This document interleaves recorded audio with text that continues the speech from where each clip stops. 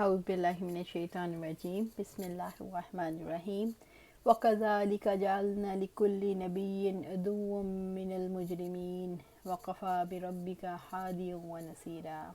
اور اس طرح ہم نے مجرموں میں سے ہر نبی کے لیے کوئی نہ کوئی دشمن بنایا، اور آپ کا رب ہی ہدایت دینے والا اور مدد کرنے والا کافی ہے۔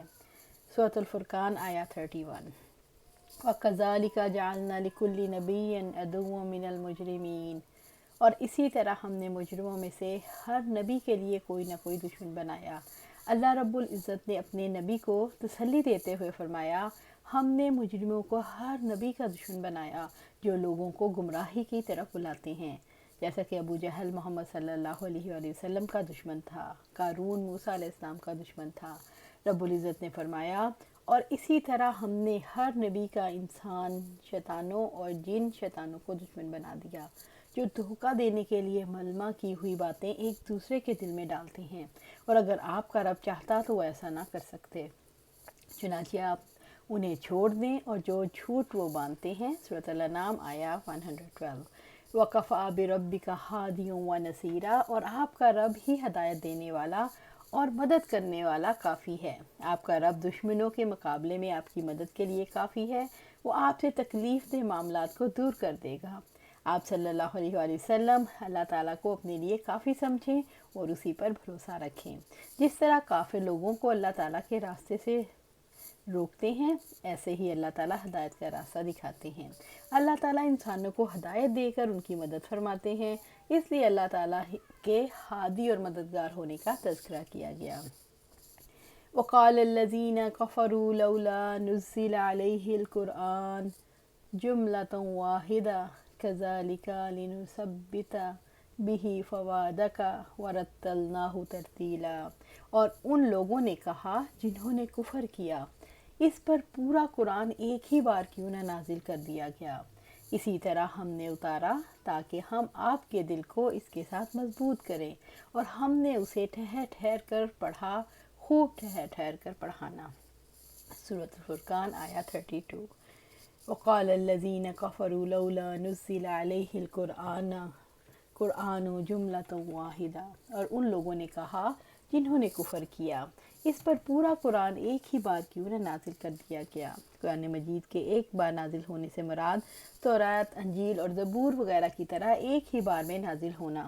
کافروں نے یہ اعراض کیا کہ باقی الہامی کتابوں کی طرح قرآن ایک ہی بار کیوں نازل نہیں ہوا۔ كَذَلِكَ لِنُثَبِّتَ بِهِ فُؤَادَكَ، اسی طرح ہم نے اتارا تاکہ ہم آپ کے دل کو اس کے ساتھ مضبوط کریں۔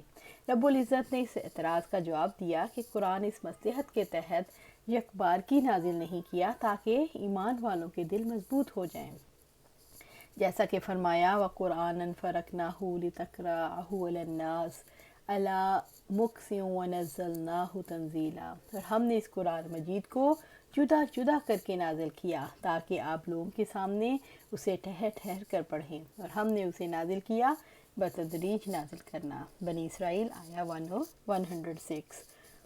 وقفے وقفے سے نازل کرنے کے اثرات بارش کی طرح ہے۔ مسلسل بارش جب بھی برستی ہے، موسم خوشگوار ہو جاتا ہے، حالات میں تبدیلی آتی ہے۔ وہی بھی جتنی بار نازل ہوتی ہے، ماحول میں واضح تبدیلی آتی ہے۔ اگر ایک ہی بار بارش نازل کر دی جائے تو وہ فوائد نہیں ہوتے جو بار بار نازل کرنے سے پہنچتے ہیں۔ اسی طرح ایک ہی بار نازل ہونے والی وحی کے مقابلے میں جو وحی زیادہ خوشگوار اثرات لے کر آتی ہے، جو وقت اور حالات کی ضروریات کے مطابق ہو۔ وَرَتَّلْنَاهُ تَرْتِیلًا، اور ہم نے اسے ٹھہر ٹھہر کر پڑھا، خوب ٹھہر ٹھہر کر پڑھنا، یعنی ہم نے قرآن مجید کو آہستہ آہستہ تدریج کے ساتھ نازل کیا تاکہ آپ لوگوں کو ٹھہر ٹھہر کر سنائیں، اور اسی طرح عمل کرنے میں بھی سہولت ہوگی، سمجھنے میں بھی مدد ملے گی، اسی طرح ایمان مضبوط ہوتا جائے گا۔ وَلَا يَأْتُونَكَ بِمَثَلٍ إِلَّا جِئْنَاكَ بِالْحَقِّ وَأَحْسَنَ تَفْسِيرًا، اور وہ آپ کے پاس کوئی مثال نہیں لاتے مگر ہم تیرے پاس حق اور بہترین تفسیر لاتے ہیں۔ سورۃ الفرقان آیا 33۔ وَلَا يَأْتُونَكَ بِمَثَلٍ، اور وہ آپ کے پاس کوئی مثال نہیں لاتے، مثل سے مراد کٹ، حجتی اور شبہ ہے، یعنی یہ جو بھی اعتراض کریں، إِلَّا جِئْنَاكَ بِالْحَقِّ، वअहसन तफसीरा, मगर हम तेरे पास हक और बेहतरीन तफसीर लाते हैं।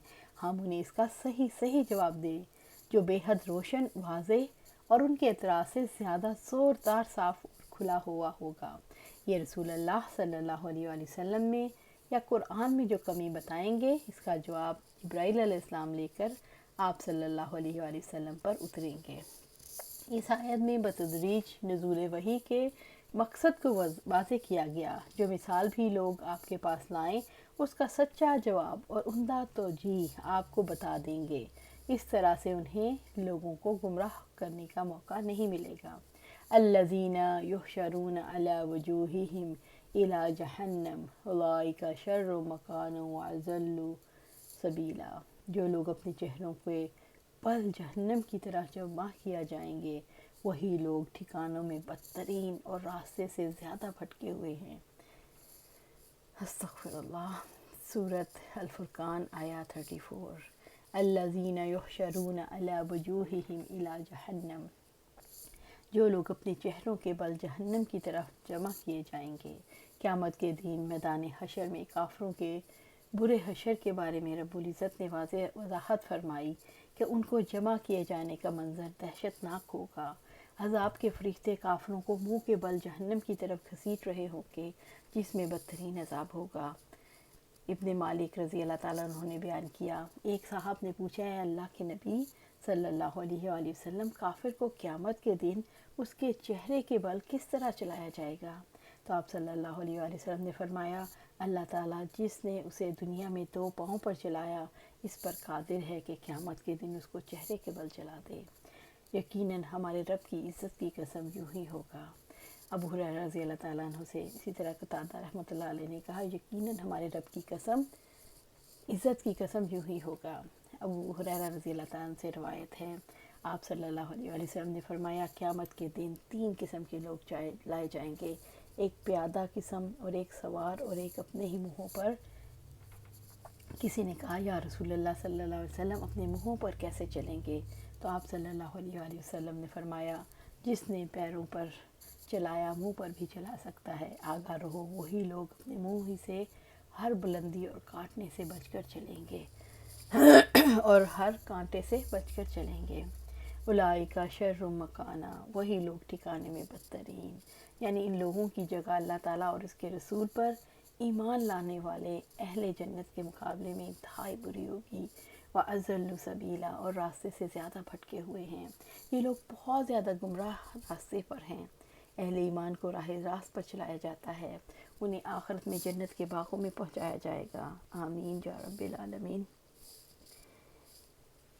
वलक़द आतैना मूसल किताब वजअलना मअहू अख़ाहू हारून वज़ीरा, और बिलाशुबा यकीनन हमने मूसा अलैहिस्सलाम को किताब दी और उसके साथ उसके भाई हारून को बोझ बटाने वाला बनाया।